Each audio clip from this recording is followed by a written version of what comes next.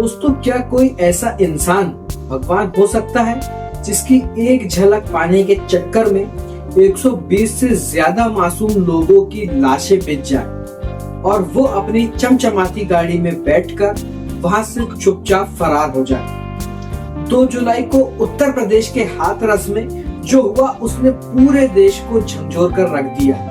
एक तथाकथित बाबा के पैरों की धूल यानी चरण रज उठाने के चक्कर में ऐसी भयानक भगदड़ मची कि देखते ही देखते मासूम बच्चों और महिलाओं का दम घुट गया। जी हाँ दोस्तों, हादसे के बाद यह पाखंडी बाबा, जिसे लोग भोले बाबा या नारायण साकार हरि कहते हैं, अंडरग्राउंड हो जाता है। पुलिस की कई टीमें इसे ढूंढ रही थी। आखिरकार दोस्तों अब जाकर इस बाबा की गिरफ्तारी हुई।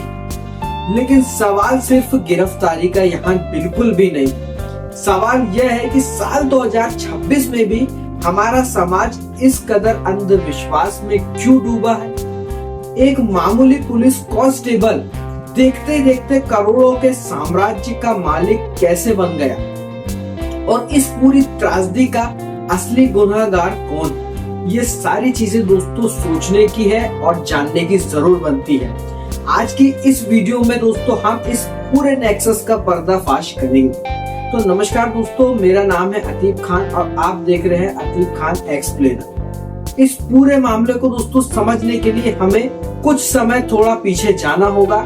इस बाबा का असली नाम क्या है, आप लोगों को पता है तो कमेंट्स बॉक्स में बताइए, नहीं पता तो चलिए मैं बता देता हूँ। इस बाबा का असली नाम था दोस्तों सूरजपाल, जो एटा जिले के बहादुर नगर गाँव का रहने वाला है।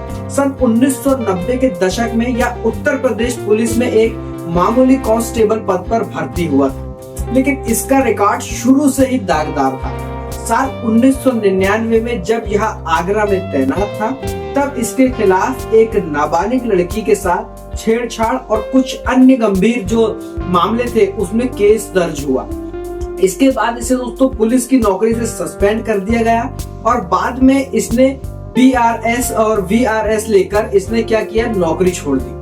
नौकरी छूटने के बाद दोस्तों सूरजपाल ने देखा कि भारत में धर्म और आस्था के नाम पर धंधा करना सबसे ज्यादा आसान है। उसने ये चीजें देखी कि भाई सबसे ज्यादा आसान क्या है, तो बाबागिरी। उसने अपना नाम बदला और खुद को घोषित कर दिया नारायण साकार हरि। बाकी बाबाओं की तरह उसने दोस्तों कभी भी गेरुए कपड़े नहीं पहने, ना दाढ़ी बढ़ाई, ना ही जटाएं रखी। उसका स्टाइल बिल्कुल ही दोस्तों कॉर्पोरेट था, मतलब महंगे बिल्कुल सफेद सूट, मैचिंग शूज, उंगलियों में बड़ी बड़ी अंगूठियां और आंखों पर दोस्तों काला चश्मा कि जैसे कोई बॉलीवुड का हीरो। उसने अपनी पत्नी को दोस्तों प्रेमवती नाम देकर उसे अपनी शक्तियां बताई। इस अनोखे और चमकीले स्टाइल ने दोस्तों गरीब और अनपढ़ जनता को आकर्षित करना बिल्कुल शुरू कर दिया। हमारे देश में जो इतना हीरो ट्रेंड में रहता है उससे कई ज्यादा बाबा रहते दोस्तों। तो इस बाबा ने कभी किसी से सीधा दान चंदा बिल्कुल भी नहीं मांगा, जो इसकी सबसे बड़ी चाल थी।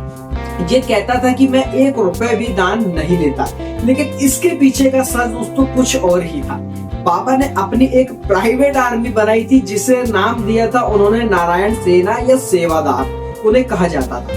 इन सेवादारों में दोस्तों पुरुष भी थी, महिलाएं भी थी, मतलब दोनों ही लोग इसमें शामिल थे, जो गुलाबी और कत्थई रंग की यूनिफॉर्म पहनते थे। ये बाबा की सेना थी, मतलब ये बाबा के कुछ कर्मचारी थे।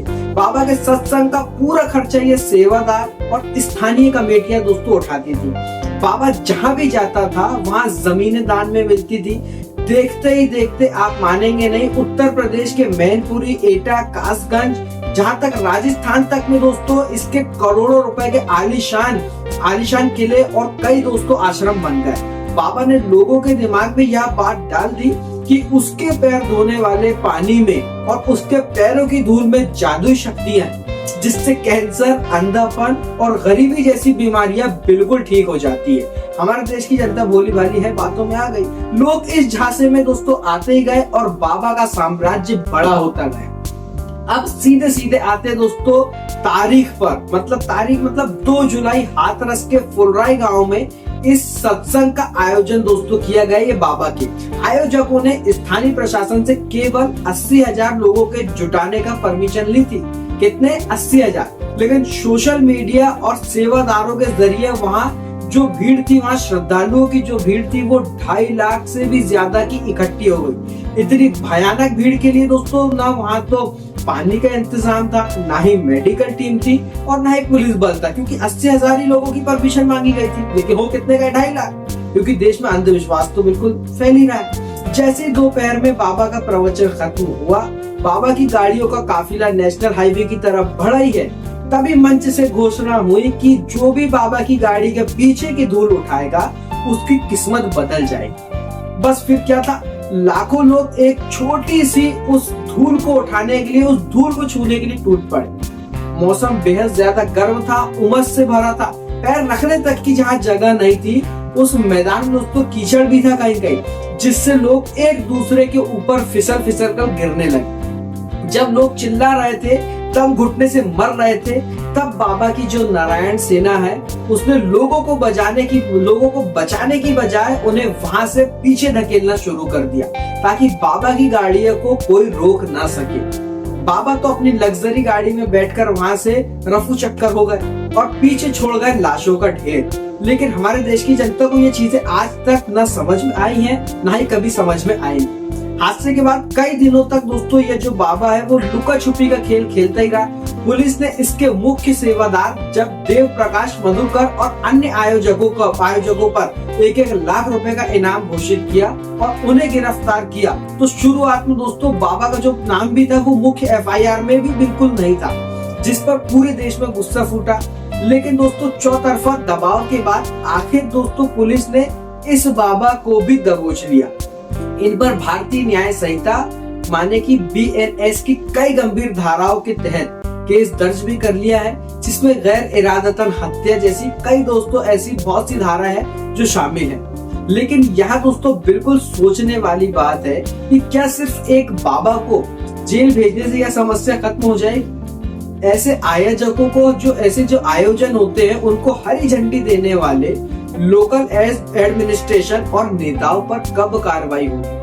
कभी नहीं हो सकती, क्योंकि चुनाव के समय यही नेता इन बाबाओं के पैर छूकर आशीर्वाद लेते हैं और बदले में बाबा इन्हें लाखों वोट दिलाते। तो ये चीजें जो है राजनीति से अगर जहाँ जुड़ी है तो वहाँ ये चीजें कभी खत्म नहीं हो सकती। ये जो पॉलिटिक्स और पाखंड का दोस्तों जो है नेक्सस है, ये तो हमेशा दोस्तों इसमें जो बलि होती है वो किसकी होती है? गरीब जनता की बलि इसमें चढ़ती है। तो दोस्तों कानून अपना काम करेगा और उम्मीद है कि इन 120 मासूम जो परिवार है उन्हें इंसाफ भी मिलेगा। लेकिन एक समाज के तौर पर हमें भी जागना होगा। जब तक हम अपनी जिंदगी की परेशानियों का हल किसी बाबा की पैर में ढूंढेंगे, किसी बाबा की पैरों की धूल में ढूंढेंगे, तब तक ऐसे सूरजपाल जैसे लोग अपने आप को भगवान समझते रहेंगे और मासूमों की जान से खेलते रहेंगे। शिक्षा, विज्ञान और तर्क पे भरोसा कीजिए, पाखंड पर नहीं। इस पूरे हादसे और बाबा की गिरफ्तारी पर आपकी क्या राय है? कमेंट सेक्शन में आप अपनी बात जरूर रखें। अगर आपको यह डीप रिसर्च वाली वीडियो मेरी सही लगी होगी तो मेरे इस चैनल को सब्सक्राइब करें, बेल आइकन न दबाना बिल्कुल भी ना भूलें, ताकि ऐसे ही आप खोलने वाली केस स्टडीज आप तक पहुंचती रहे। वीडियो को दोस्तों शेयर जरूर करें। मिलते हैं अगली वीडियो में, तब तक के लिए जय हिंद।